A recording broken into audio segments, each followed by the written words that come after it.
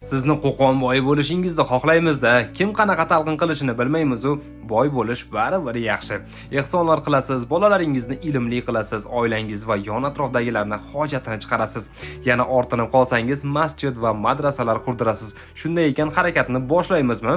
Joylarni ham har xilidan topib kelyapmiz. U bo'lmasa bu deb tanlayverasiz. Ko'nglingizga yoqqanini olaverasiz. Mana shu 2 qavatli binoni ko'ringchi, 12800 kvadrat metr joyni egallagan ekan.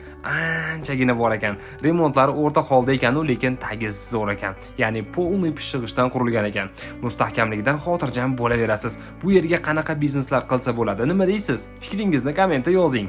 Gaz, svet, suv, kanalizatsiyadan muammosi yo'q. Faqat 2-qavatga kanalizatsiya ulamagan ekan. Xonalari nechta ekan deysizmi? Birinchi etajda 14 ta xona, ikkinchi etajda 15 ta xona joylashgan. Bir qator yaxshi remont qilib ish boshlayverasiz. Birinchi qavatni ijaraga berishgan. Oyiga 2 million arenda to'lashadi. Keyin kelishib ketsangiz, siz ham arendaga qo'yishni davom ettirsangiz ham bo'laveradi. 3 ta joydan kirib chiqish mumkin. Orqa tomonlarda katta usti berk angarlari bor ekan. Ombor sifatida foydalansangiz bo'laveradi. U ham ancha joyni egallagan ekan. 2-3 ta biznesni yo'lga qo'yib tashlasangiz ham bo'laveradi. Yoki bir qismida o'zingiz ishlasangiz, qolganini ijaraga berishingiz mumkin. Narxini esa 170 ming kami bor deyishmoqda. Ekrandagi egalarini nomeri bilan bog'laning, sizga yo'lida qilib berishadi.